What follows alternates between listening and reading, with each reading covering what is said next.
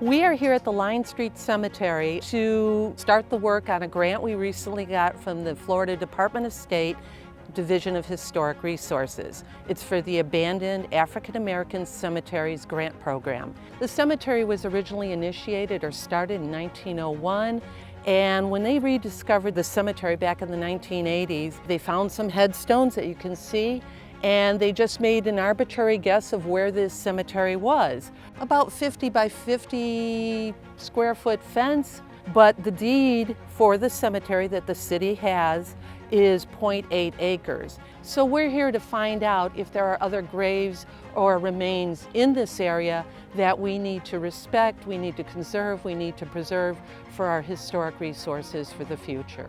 So that's what we're having done today. We have a ground penetrating radar on this site, the 0.8 acres, and what it basically does is it bounces radar waves into the ground and it'll identify or look for objects or spaces, and depending on what that object or space looks like, we could determine if it's a coffin or a grave or a headstone and anything that may be of interest. So then they will take that information and they will map it out, and we will see what, if anything, we have on the remainder of this property outside of what we have delineated as the current Line Street Cemetery.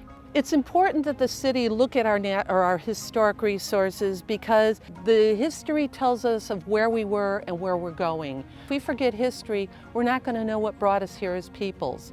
And so it's important for two reasons.